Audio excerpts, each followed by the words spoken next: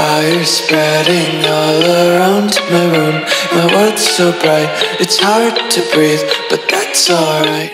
Salut tout le monde, c'est Kelly. Alors aujourd'hui on se retrouve pour une nouvelle vidéo. Comme vous avez vu sur le titre, on se retrouve sur mes meilleures recommandations de livres de l'année 2022. Donc c'est totalement subjectif, je dis pas que c'est les meilleurs livres non plus. Comme vous avez vu, je suis pas dans mon cadre habituel parce que je suis chez mon père. On va commencer par le premier livre qui m'a vraiment un coup de cœur. Donc j'ai lu cet été en juillet, je sais qu'il est sorti en 2016, on l'a vu partout sur Instagram, ça s'appelle It Ends With Us.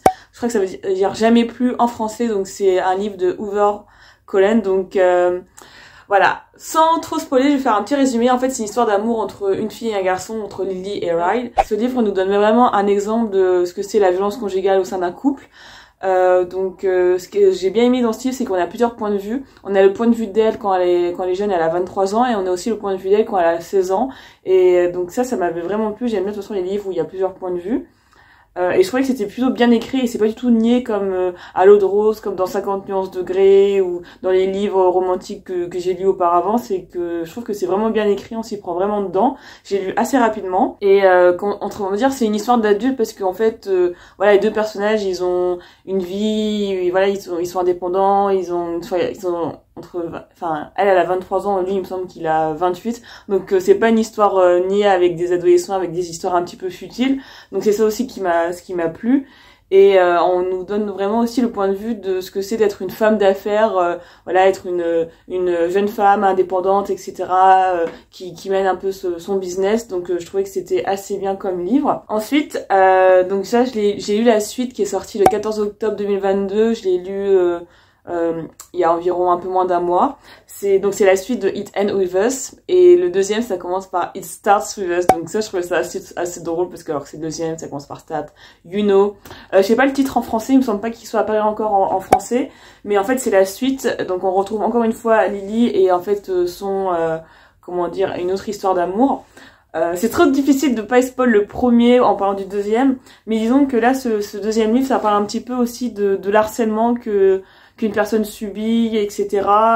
Ce que c'est d'être harcelé dans son milieu familial, mais aussi à l'extérieur. Ça parle aussi des violences que les enfants peuvent subir de la part de leurs parents. Donc ça, je trouvais que c'était un petit peu un sujet très intéressant à aborder. Donc en fait, ce livre, ça parle un peu de deux adultes qui doivent gérer leur vie professionnelle et aussi leur vie amoureuse, donc leur business parce qu'ils sont auto-entrepreneurs, leur vie amoureuse et leur vie de famille. Donc je trouvais que c'était assez bien abordé ces trois thèmes là. J'ai beaucoup moins aimé ce deuxième livre comparé au premier, je sais pas pourquoi, parce qu'en fait je trouve que le deuxième livre il était un peu trop parfait.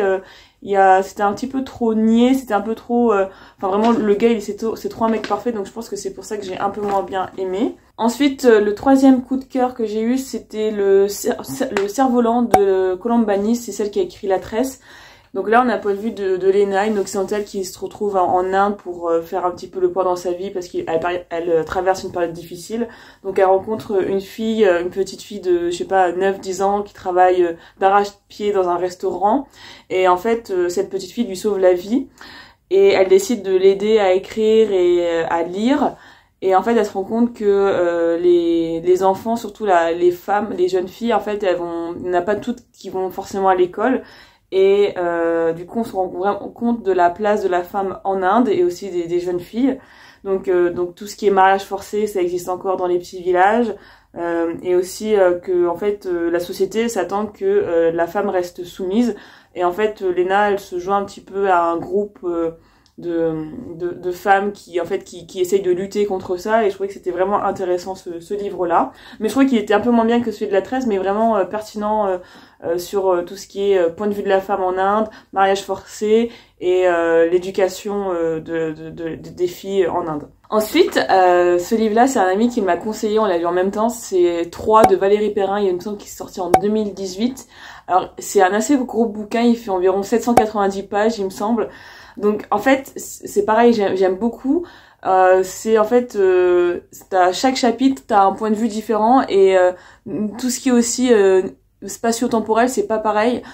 Parfois en fait c'est l'histoire de 3 meilleurs amis en France, donc 2 garçons et une fille, et en fait on a on a un peu leur petite histoire, les petites péripéties, ce qui leur arrive quand ils étaient enfants, et on a aussi du jour au lendemain 20 ans plus tard qu'en fait on se rend bien vite compte qu'ils ne se parlent plus alors qu'ils étaient vraiment super liés. Donc ce livre-là il parle vraiment de l'amitié, des problèmes d'adultes de la vie, et puis c'est comment dire, c'est des problèmes un petit peu normaux, dans le sens où c'est pas non plus abracadabrancasse, et il y a vraiment à la fin il y a vraiment une grosse bombe qui une grosse bombe sur un des personnages qu'on apprend sur le personnage, et ça va vraiment surprise. Je me suis fait spoiler par ma grand-mère d'ailleurs, mais ce livre il est bien, mais je trouve qu'il est un peu trop long. Par exemple il y a plus de 90 chapitres, et je trouve que les 30 premiers chapitres il se passe pas grand chose, donc on peut vite s'ennuyer, mais après ça vaut vite le coup, mais il faut s'accrocher quoi. Ensuite, je pense que j'en ai déjà parlé sur mes vidéos, les 10 meilleurs livres,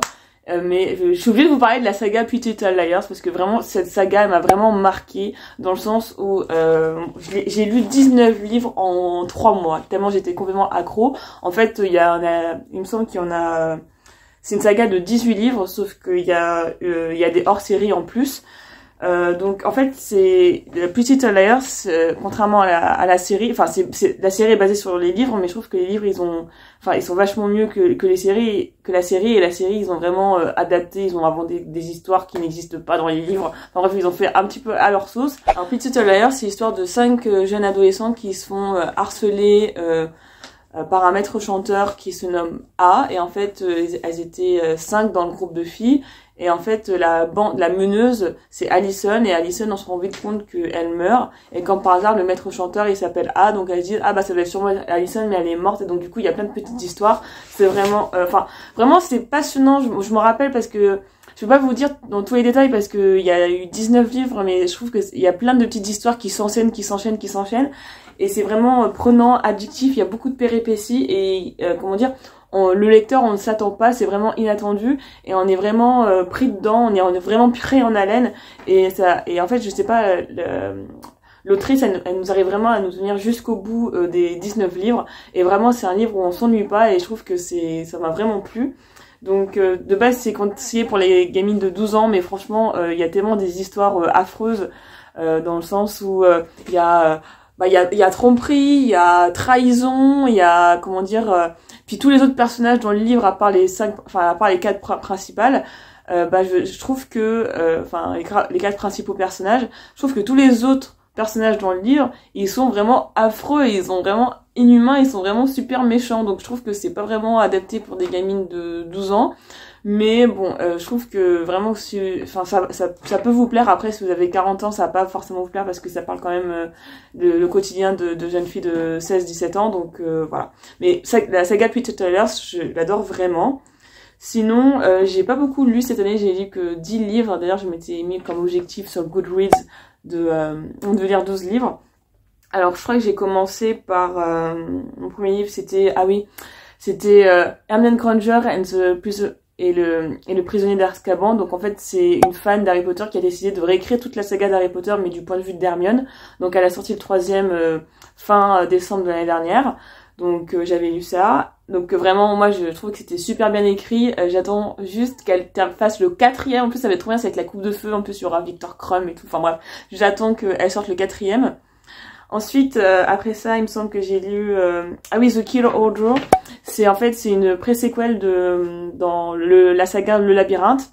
Donc le Labyrinthe, c'est une saga de livres que j'ai vraiment recommandé, ça m'a vraiment plu, que d'ailleurs les films je trouvais que c'était super mal fait. Anyway, et donc The Kill Order, en fait, ça se passe avant le labyrinthe, en fait. Donc c'est ce qui se passe un peu, comment le virus il a atteint la population, etc. On a le point de vue d'une fille et d'un garçon qui sont là et qui ont le virus et qui essaient de survivre. Donc c'était assez bien, mais c'était pas non plus excellent, je trouve.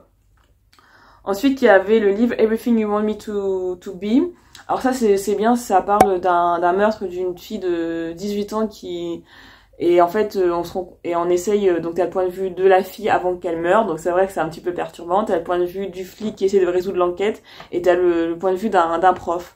Donc ce qui est bien, moi j'aime bien les histoires où il y a plusieurs points de vue, vous allez me comprendre à la force, mais si vous voulez, c'est un livre qui était super bien fait, et en fait on se doute vraiment pas qui a tué la fille jusqu'au bout, parce qu'en fait tu te dis que c'est évident que c'est forcément cette personne-là, mais en fait évidemment que non.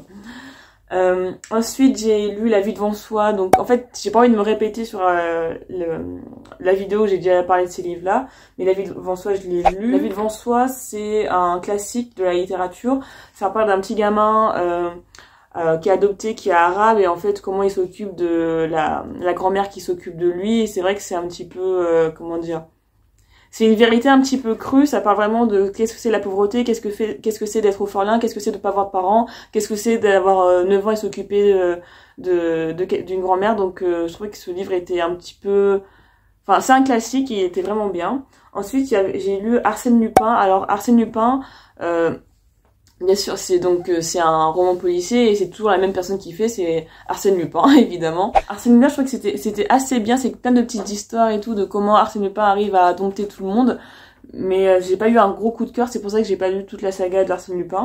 Et là en ce moment je suis en train de lire Les Contes merveilleux de Andersen, donc c'est un Danois qui a écrit, en fait il critique la société, parce qu'en fait à l'époque c'est sorti attendez, faut pas que je me trompe.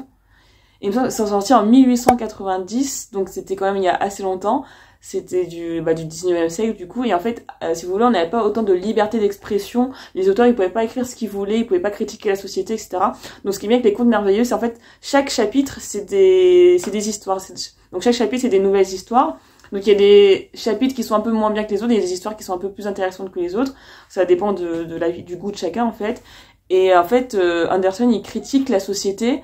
En fait, ces histoires, en fait, il fait souvent référence à des animaux, et en fait, les animaux, ils font référence à des types de personnalités de personnes, et donc du coup, c'est comme ça qu'il arrive à passer dans les mailles du filet, si je peux me permettre, à critiquer la société dans laquelle on vit.